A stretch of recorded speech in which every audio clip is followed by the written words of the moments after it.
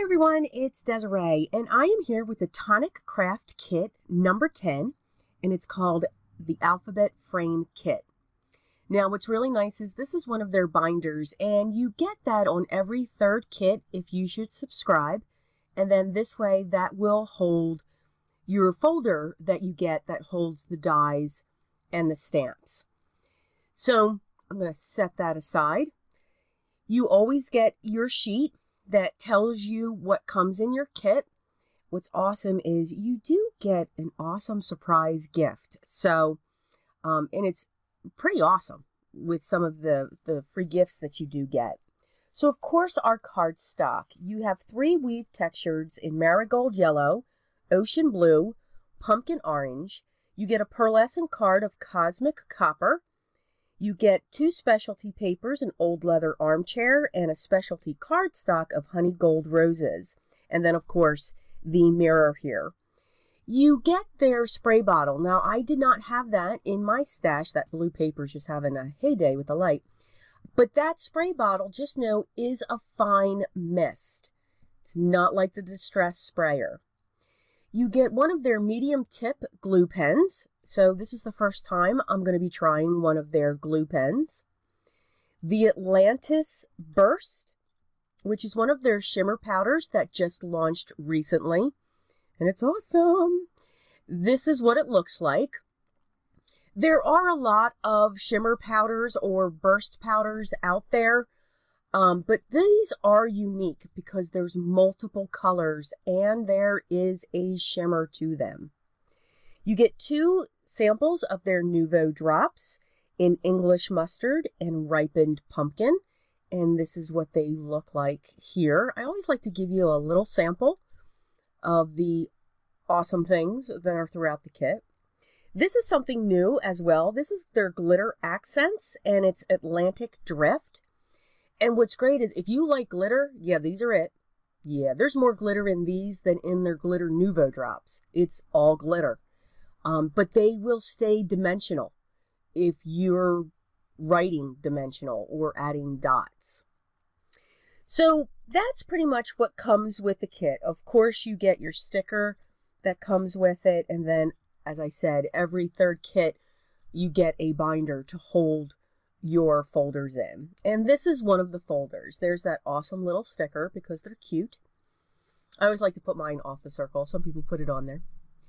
So the stamp set that you're getting, there's just 2 stamps, and I think they're very unique. It's not a full-size background stamp. Those stamps are about 2 inches by 4 inches, but I just like all the writing. So one's specific to birthday and the other one is celebration. Now here is the die set. Now I do use vent magnet covers to store my dies on. And I just cut it to be 5.5 by 8.5.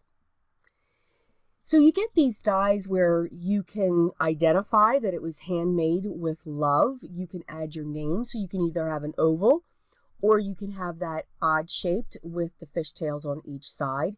You have 3 banners. All of those pieces are stitched except the little stamp there. And then the focal point, and it is the alphabet.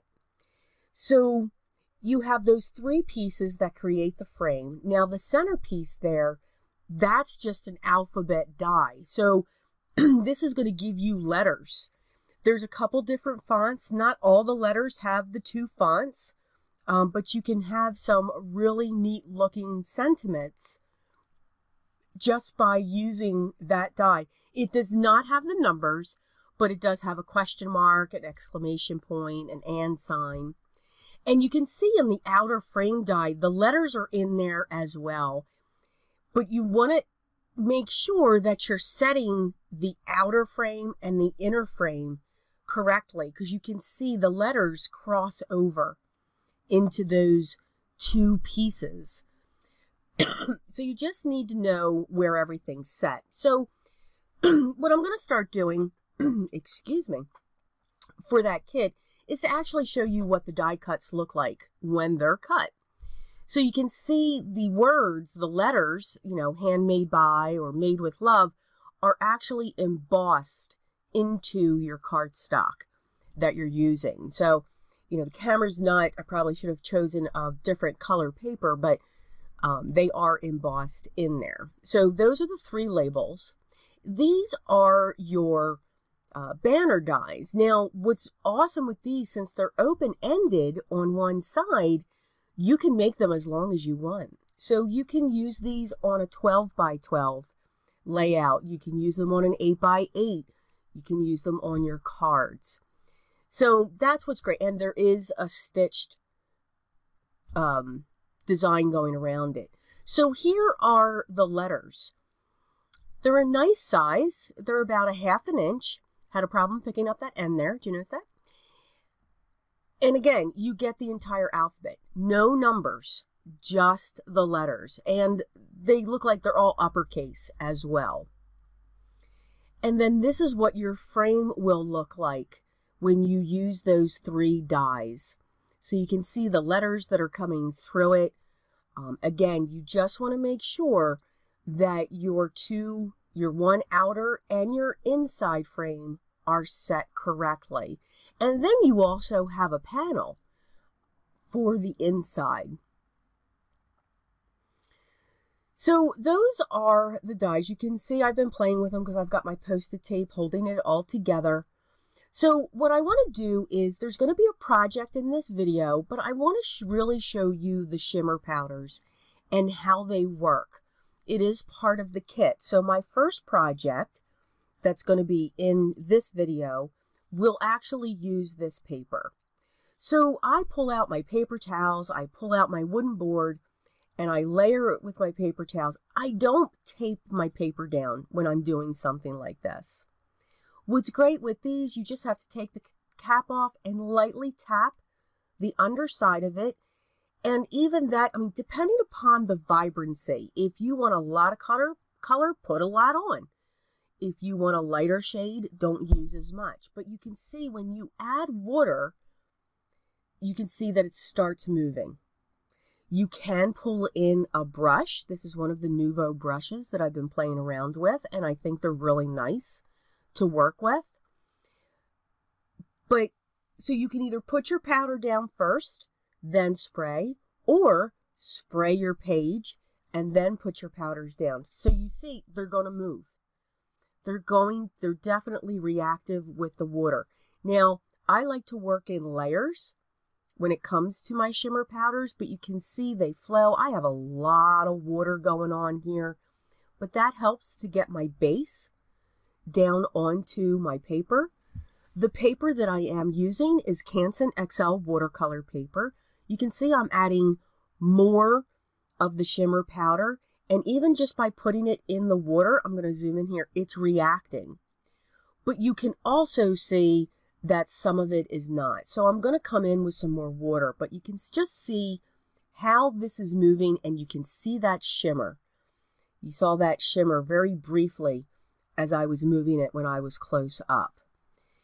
You want to make sure that when you're working with these, that you do have your area covered, because these powders can go everywhere. Don't have a fan running. Ask me how I know. I'm telling you, I learned through my mistakes.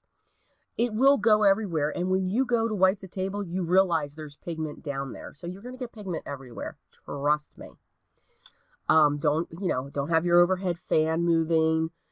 Now, I tried using these, but I just got, as I said, that sprayer now. So I've been playing with it, and it is really a light mist. It works really well with these shimmers because when you're spraying it, it doesn't poof it off the paper.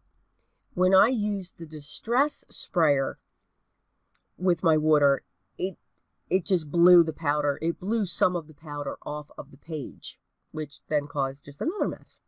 So I really do like the Nouveau Mist sprayer for this technique.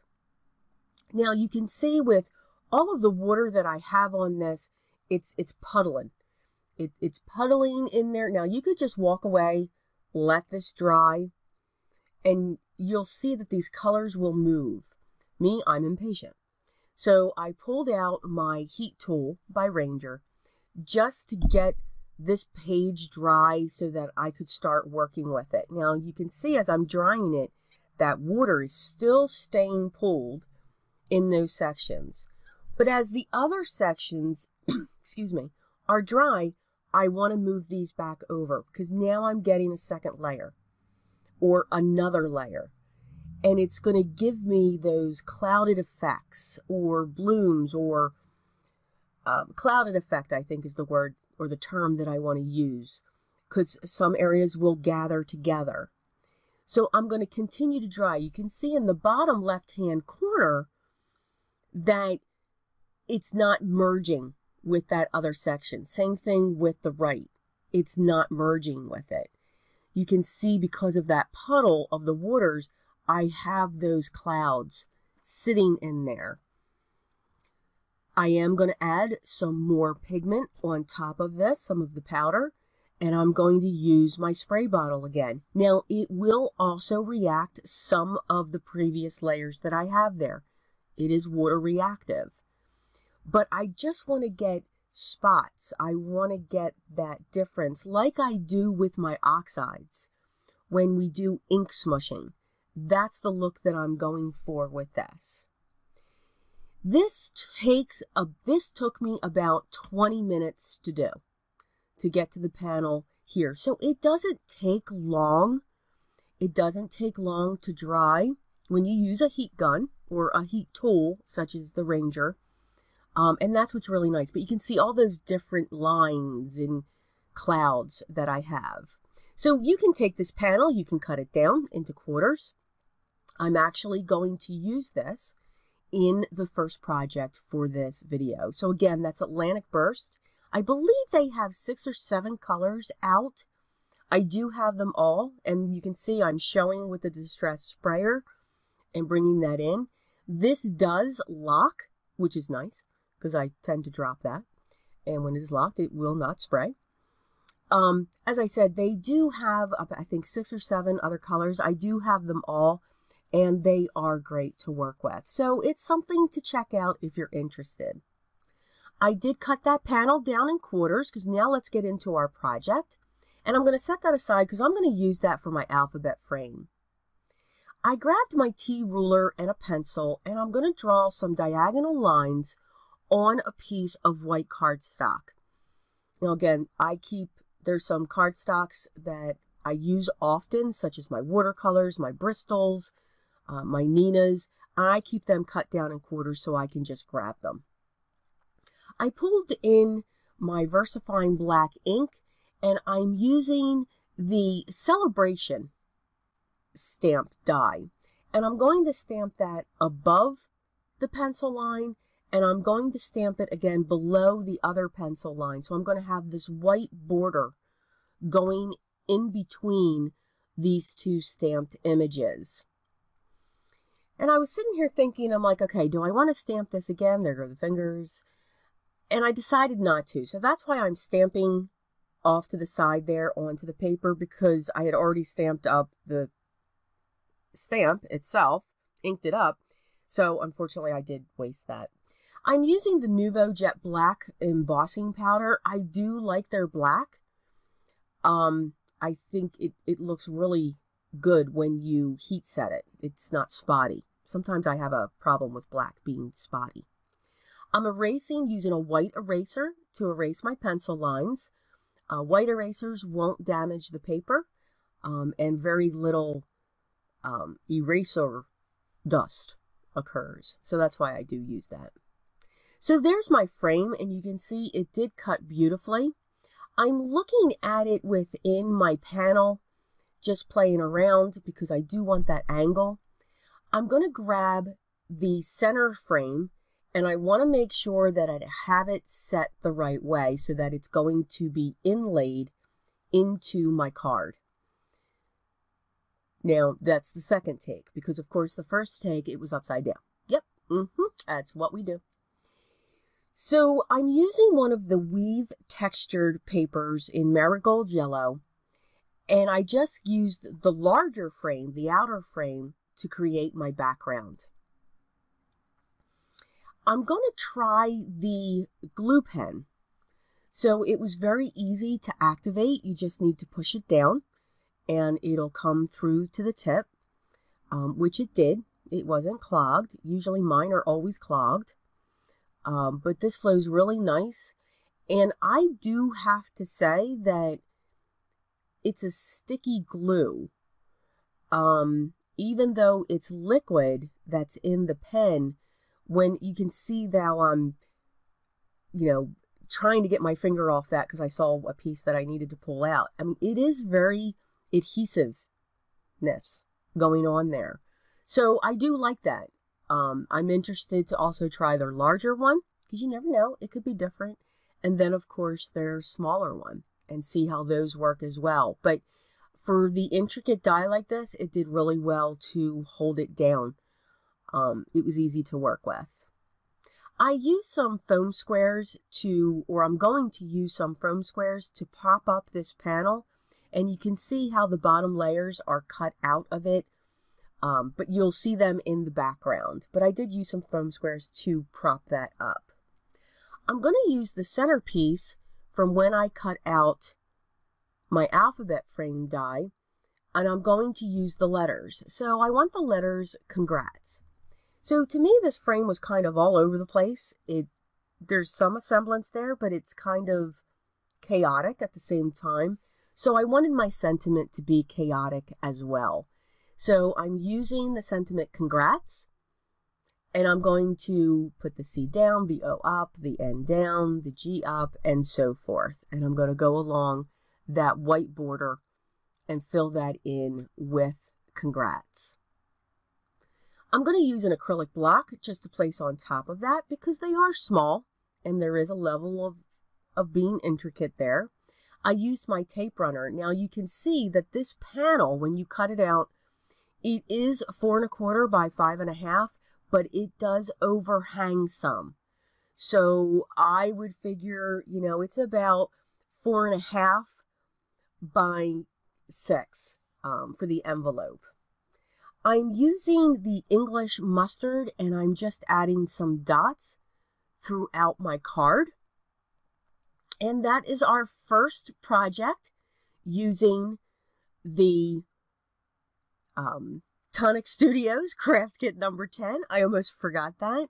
So remember, when it comes to these kits, they launch a new kit every month on the 6th or the 7th, usually the 6th. So if you're looking to subscribe, whether monthly or quarterly, or interested in just getting the one-off kit and not subscribing, you want to make sure that you're tuning into their website, whether it's the European or the USA, around that time, and then you'll be sure to be able to subscribe or get that kit. They do sell out quickly, 9 out of 10. Right now, today, as I'm filming this, it is the 8th. They have already launched kit number 11, and it looks fantastic. It's very seasonal, which I think is great. Let's not wait till the last minute, which is what I do, to create our holiday cards. So it looks really, really interesting and a lot of great things to play with. So again, the 6th and the 7th. So again, this kit number 10, I do not believe is available anymore. If it is, I will make sure I have the link specifically for that kit down below. But I do believe it has sold out. So I am sorry. There will be another video coming out for the Craft Kit number 10 to show you many more projects that you can make using this stamp and die set. I hope you enjoyed this video. If you did, hit the thumbs up.